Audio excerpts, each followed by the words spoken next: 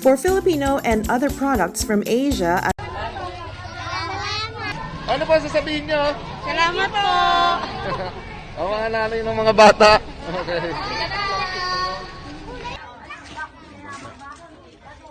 Bakit na Hana? Kaya ayusin mo ano? Avenue in Vancouver.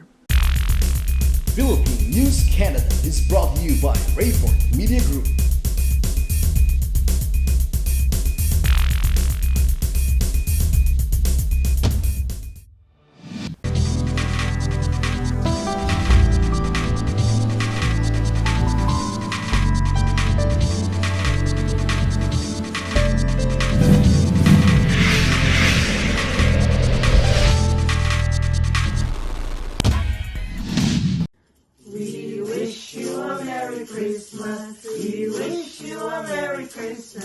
We wish you a Merry Christmas and a Happy New Year.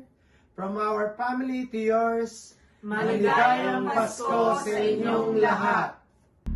Tuloy pa rin ang Pasko sa Divisoria.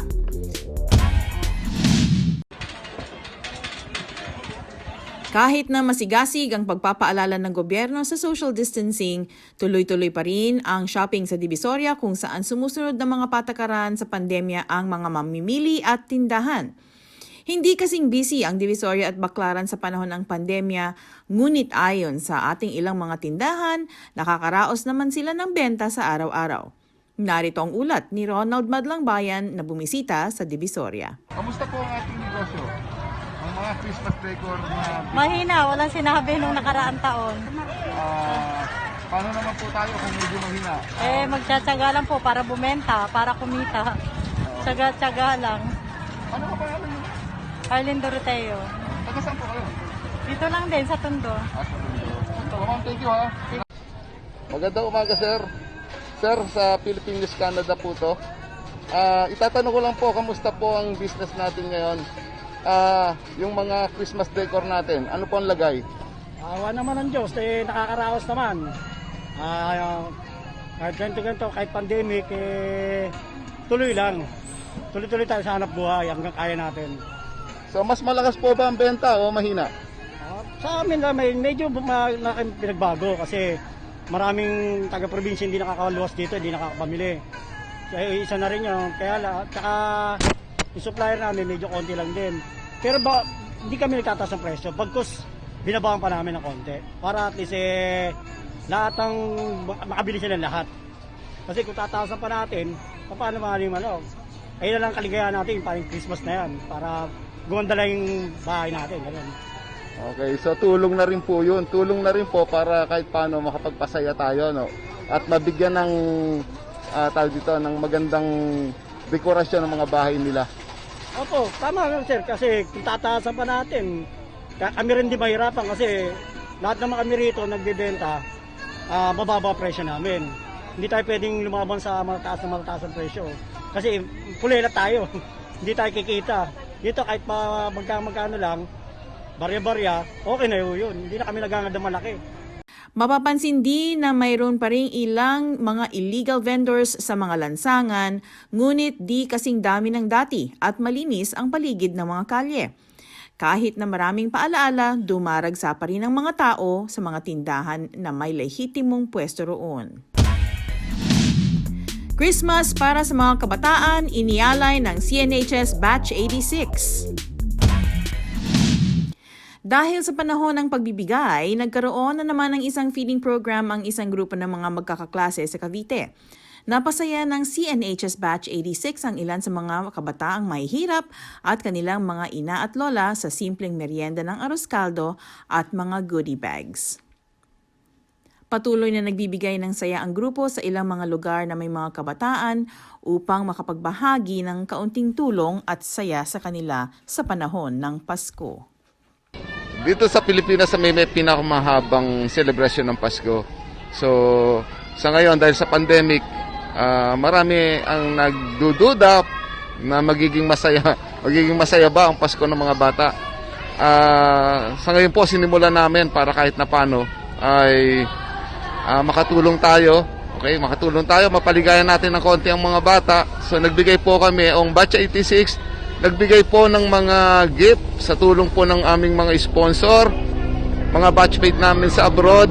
Okay, pang number 16 po to. So meron pang susunod.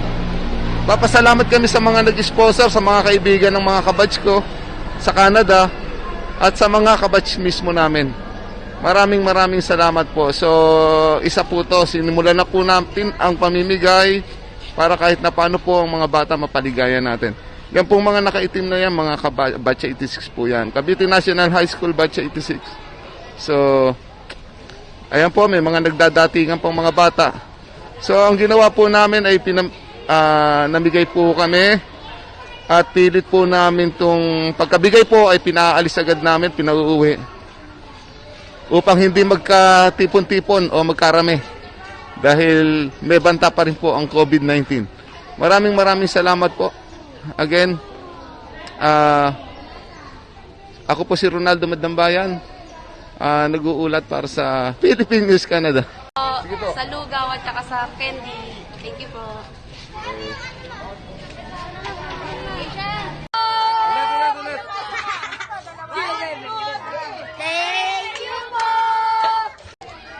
Thank you sa mga donor namin, okay? Sa mga nag-donate para sa feeding na ito. Sa mga kaibigan ni Ed, thank you very much sa US at saka kay Nalibay at kay Lisa, thank you. Kay Rosette para sa mga school supplies, thank you. So, nailagay na rin natin yung mga lapis at ballpen. Maraming salamat at sana po ay huwag kayong magsasawa na mag-donate. Thank you very much. Simbang gabi patuloy na sineselebrate.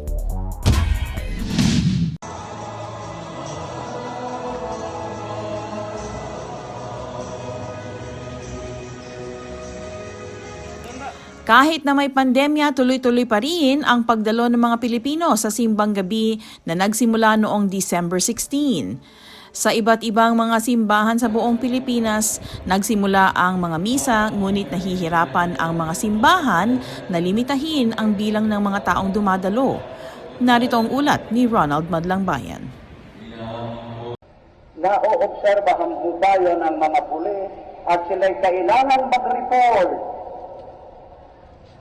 Kailangan mag-report ng pulis. Bakit kailangan mag-report? Pag pinasyalan niya ng kanilang superior, Maraming tao, nakita na ganyan, kaya nagagalit ang pare. sasabihin sa kanila, bakit yung Hindi pinagawa rin nasusunod ganyan? ang social distancing. So, maaring limitahan na lang ang mga tao. Okay. So, starting Halimbawa tomorrow. po kanina, sarado naman yung kalye. Okay, yan. Nagsesermon ng pare. So, pwede nga ang mga tao ay Kahit na nakapaskil ang mga schedule ng misa, nagdagdag ng mga misa ang simbahan upang matugunan ang dami ng taong nagsisimba. Upang maiwasan ang dami ng tao sa loob ng simbahan, nakikinig na lang ng misa sa labas ang ilan sa ating mga kababayan upang makapagsimba lamang. Marami sa mga nagsisimba ay mga kabataan rin na naghahangad ng mabuting bagong taon para sa lahat. Pang ilang simba niyo na to? Third day po. Third day. So, hindi naman kayo natatakot lumabas? Hindi naman, basta may Medyo po. face mask sa face shield. Ako po medyo. Basta po may face mask sa face shield po, paano, mas okay po. Kaya nasa loob po namin. So, bali, kung makikita natin, napakaraming tao sa labas at saka sa loob. So, tsaka hindi nasusunod yung social distancing. So, tingin nyo, safe kayo? Hindi po kasi po kung nag-iingat po kami pero yung ibang tao naman po hindi Naiwas na lang po kami sa maraming tao. Opo. Natutong po kami sa maluwag na paktin ng dito sa simbahan para sa kaligtasan po. May tanong ko, bakit kayo nagsisimba? Sabi po kasi nila, pag na-complete mo po yung simbang gabi, may wish ka po na pwedeng matupad. Bukod dun po kasi po, parang yearly po, lagi na din po namin ginagawa yun. Ano ba ang wish mo? Siyempre po, yung sa pandemic po, mawala na po yung COVID. Okay. Maraming salamat sa inyong dalawa, ha? At sana dito kayo ikasal sa San Roque. Okay? Thank you po. Thank you rin po. Isa pa rin sa paboritong kakanin ng simbang gabi ang puto bumbong at bibingka na ayon sa ating mga expert kakanin makers ay tuloy-tuloy ang benta kahit may pandemya. Sir, ano-ano pa mga tinitinda niyo? Ito bumbong, bibingka, suman. So, kamusta po benta natin ngayon? Ayos lang naman. Ayos naman po. Kumpara doon sa mga dati nating kumpara doon sa mga dati po nating taon na walang pandemic, kamusta po benta natin ngayon? Mas maano po nung nakaraan. Kaysa Mas ano po? mas maayos yung nakaraan kaysa ngayon. So tingin nyo, gaano kalaki po yung binagsak ng sales nyo? Hindi naman no gaano ano lang. Straight lang. Straight lang. So ibig sabihin talagang mga raming Pilipino pa rin ang gustong kumain ng bibingka at saka ng puto bumbong. Sa mga anong oras po yan? Anong oras po ngayon yung benta niyan? Hanggang alas 2 ng hapon hanggang alas 7 ng umaga. Pag simbang gabi lang naman yun. So ibig sabihin, pagka simbang gabi lang po kayo nagtitinda? Full year po kami. Okay. Ganun may curfew. Alas 2 hanggang alas 9. Ngayong hanggang umaga. Okay po. Talagang matibay ang pananampalataya ng mga Pilipino sa Diyos. Lalo na ngayong pandemic, talagang nagsisimba sila at umaasa na magkaroon ng pagbabago ang buhay at matapos ng pandemic na ito. Yun nga lang, hindi nasusunod yung mga social distancing. Kaya malamang mag-adjust ang mga pare at para masunod yung DOH o yung Safety and Healthy Protocol. Ako po si Ronaldo Madambayan, dito po sa San Roque, Cavite City. Nag-uulat para sa Philippine News Canada, Balitang Vancouver. For Filipino and other products from Asia, as well as fresh fruits and vegetables, poultry, meats, and seafood, come and visit 88 Supermarket with branches at 4801 Victoria Drive and its new location at 2611 East 49th Avenue in Vancouver. Ang Pasko ay sumapit, tayo ay magsiyawi ng magagandang himig, dahil sa Diyos ay pag-ibig, nang si Kristo'y isilang, may 3 hari nagsidalaw, at ang bawat isa ay nagsipaghandog ng tanging alay. Bagong taon ay magbagong buhay, nang lumigaya ang ating bayan. Tayo'y magsikap upang makamtan natin ang kasaganahan. Tayo ay magsiawit habang ang mundo'y tahimik. Ang araw ay sumapit, nang sanggol na dulo ng langit. Tayo ay magmahalan, ating sundin ang gintong aral, at magbuhat ngayon, kahit hindi Pasko ay magdigayan. At magbuhat ngayon, kahit hindi Pasko ay magdigayan. Maligayang Pasko at manigong bagong taon! COVID-free. Good morning. On behalf of the men and women of the Philippine Consulate General in Vancouver, I would like to congratulate the Filipino-Canadian Cultural Heritage Society together with the Filipino-Canadian community in the Yukon Territories, 88 Supermarket, Rayforth Media Group, and Pinoy Bus for staging the 12 Days of Christmas. Sa atin pong mga Pilipino, ang Pasko ang pinakahihintay nating okasyon sa buong taon. Bukod sa paghahanda sa pagdating ng ating Panginoon, ito rin ang pagkakataon para magkasama-sama ang buong pamilya at magdiwang. It has always been about welcoming the Lord, giving thanks, and coming home. This year has been particularly challenging, not only for our community, but for the whole world as well. But during these challenging times, we are very proud to see that our community has found a way to shine. As healthcare workers, as caregivers, as community workers, service providers, and in many other roles. You were able to showcase the Filipinos' unique and very important contributions to Canada. That gives us many reasons to celebrate. Sabi nga nila, tuloy pa rin ang Pasko. And 12 Days of Christmas provides us an opportunity to revisit our traditions, relive cherished Christmas memories, and come together as a community. As we come together to celebrate, let us also remind ourselves to observe all the public health orders.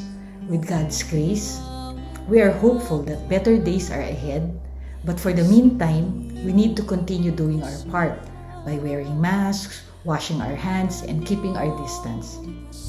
Mula po sa aking pamilya at sa mga kawani ng pamahalaan sa Konsuladong Panlahat ng Vancouver, kami po ay nagpapahatid ng aming pagbati at maligayang Pasko at manikong bagong taon sa inyong lahat. May God continue to bless our community.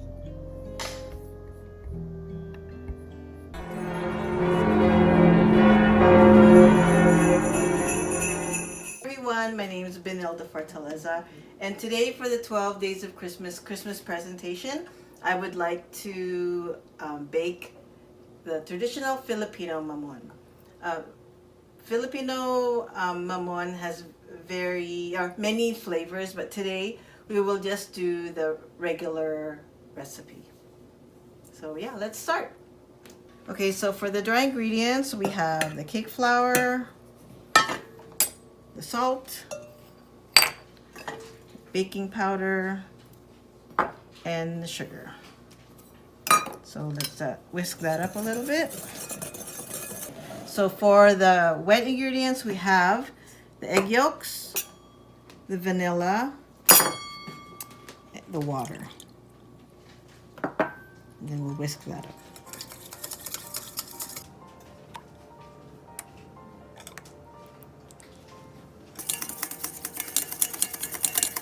So now we'll whip up the egg whites.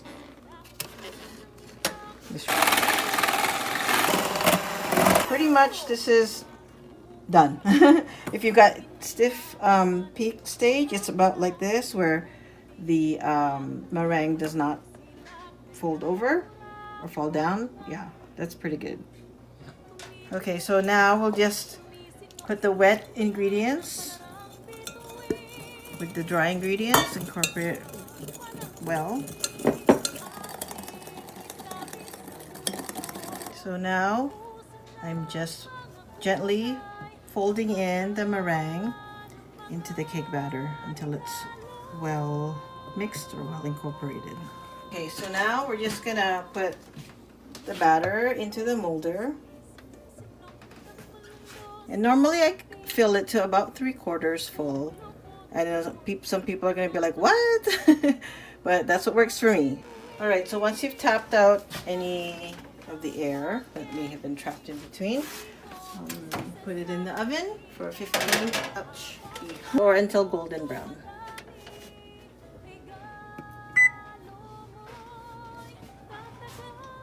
All right, so they're ready. Here we are, golden brown, light golden brown. And if you take a toothpick and if it comes out, the center comes out clean, it's cooked. Okay, so now I'll just put them upside down on the cooling rack and they will eventually pop out by themselves. Okay, so it's been about 10 minutes and they've basically popped out of the mold. So we still have to let it cool though. Just turn them up right side up. And once they're cooled, we can spread the butter on top and sprinkle sugar. All right, so basically they've cooled down and we're just gonna spread the butter on top and sprinkle the sugar.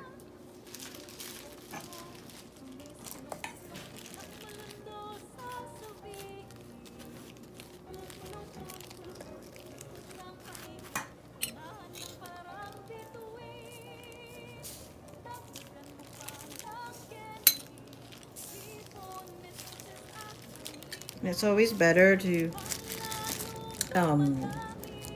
use freshly grated cheese instead of the bagged grated cheese already, because it's a bit dry.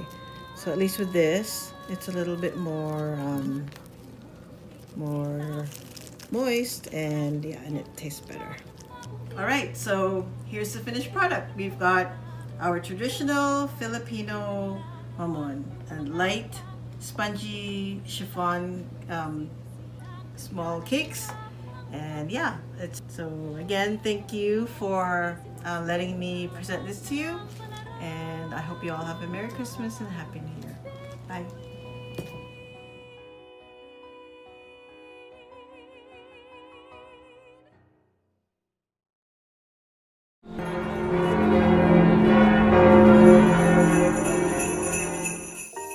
Hi there, my name is Russell Figueroa and we'll be making escabeche today. Before we move on, I would like to thank Mel and Rachel Abonica. They are our sponsors for this segment, and this wouldn't be possible without them. What is escabeche? Ano nga po ba ang escabeche? This is something that is very traditional to the Filipinos, but actually it is an adaptation of an original from the Spaniards, which is called escabeche. What dumating po sa atin sa Pilipinas, we put our own version to it. What we're using today is red snapper. This is what we can find in the market. So the first thing we're gonna do with the fish is we're gonna do 3 slits, just right on the body. So 1, 2, and 3. Flip it and do the same thing. So 1, 2, 3. So now that we prepared our fish, we're gonna season it. It's just gonna be very simple. It's just gonna be salt and pepper, but we're gonna make sure that it's properly and heavily seasoned. Make sure that you season the crevices in there as well. The inside. And always season high.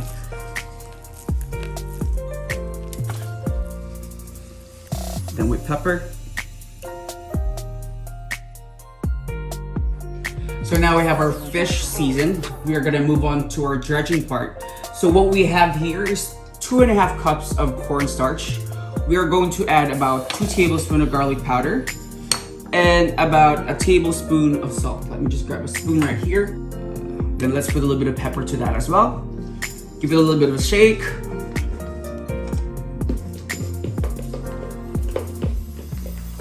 We're gonna dredge our fish now. So just hold it by the head. And just start giving your fish a bit of a rub. Everything is covered with cornstarch. That's gonna make a nice and crispy fish for us. So this time we're gonna be frying our fish. So we're gonna be frying it at a medium-high temperature. We're gonna be frying it for about 8 minutes on each side. And we'll slowly drop it in.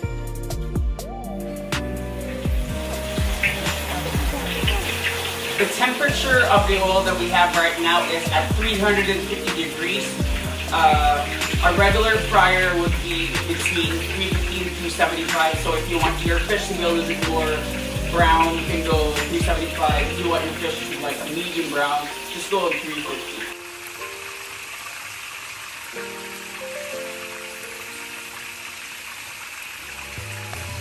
So now here is our fried fish. It is done, it's ready to go.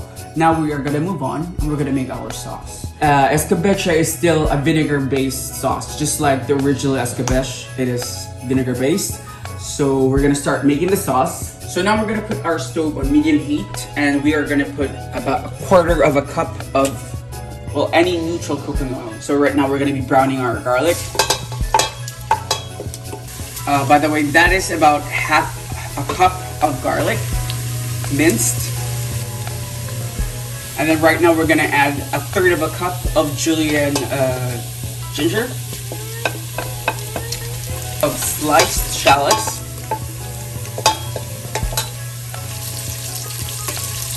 2 Thai chilies thinly sliced. The next step that we're gonna do is we're gonna add the sugar. It's a cup of sugar.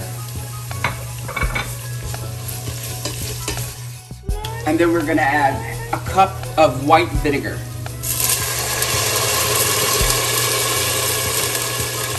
So now that it has reduced, we're gonna add about a cup of water, 3 tablespoons of fish sauce, 5-star anise,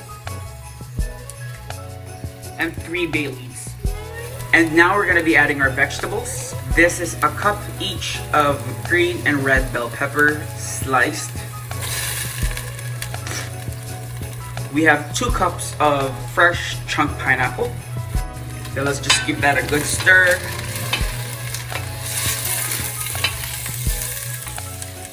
When you're cooking something, always taste it. It doesn't matter if you have a recipe, don't just follow the recipe blindly. Taste it. Let your palate decide if it needs something, if it needs salt, if it needs pepper. Let your palate decide.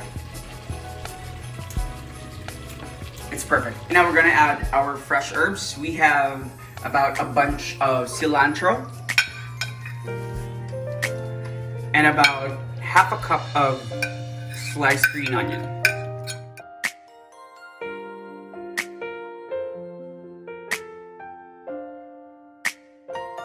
And there you have it, our finished product, your escabeche.